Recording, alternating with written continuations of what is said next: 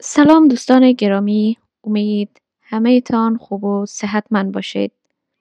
خوش آمدین به قسمت دیگری از پادکست های مهاجرت. امروز میخواهم به لحظه‌ای برگردیم که شاید هیچ وقت از یاد یک مهاجر پاک نشود. لحظه‌ای که قلب‌ها کلمه‌ای برای توصیف آن نداشت. اولین خداحافظی حس غریب و ناشناخته‌ای دارد. شبیه خداحافظی های عادی نیست. در خداحافظی های معمولی میدانی فردا دوباره خواهی دید. اما در اولین خداحافظی مهاجرت هیچ تضمینی وجود ندارد. شاید آخرین نگاه به کوچه‌ای باشد که در آن بزرگ شده ای. آخرین بوی نان خانه مادر. آخرین لمس گرمای دست پدر. و این هاست که قلب مهاجر را از همان لحظه به لرزه می آورد. لحظه دل کندن از آغوش مادر شبیه لحظه جان کندن از دنیاست. از اشکهای مادر نگویم و از قدم زدنهای بیقرار و بیوقفه پدر در لحظه خداحافظی.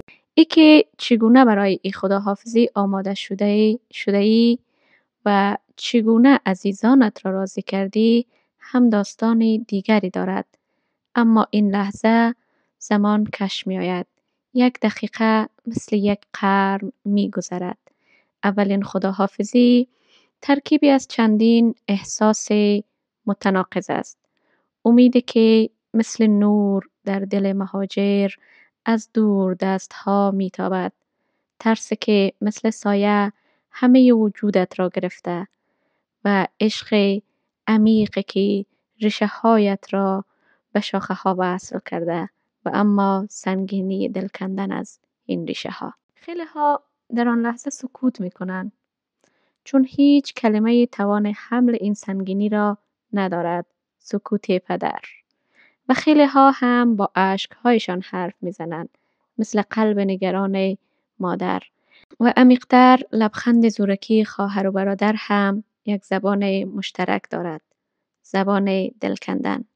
شاید یک مهاجر هیچ وقت در این باره حرف نزند. اما هیچگاه اولین قصه دل کندنش را فراموش نمی کند. تک تک شاخه هایش آن را به خاطر می سپارد. این خداحافظی مهری است بر دل مهاجر و یادآوری این حقیقت که ریشه ها همیشه در خاک وطن مانده.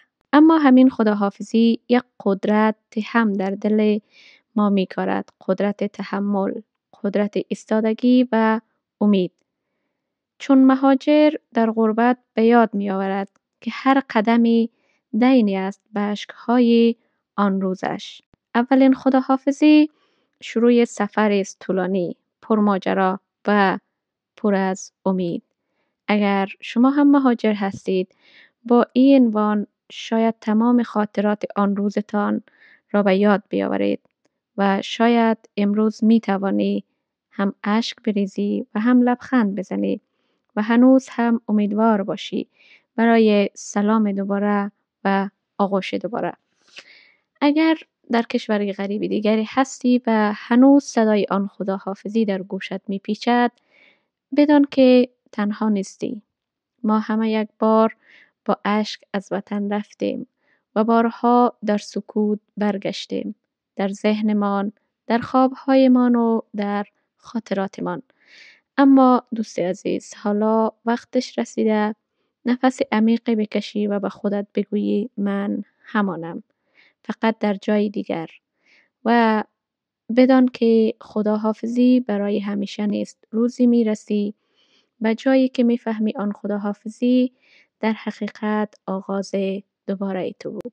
دوستان عزیز، سپاس که تا این لحظه گوش کردین و امیدوار هستم که شاد و کامگار باشید.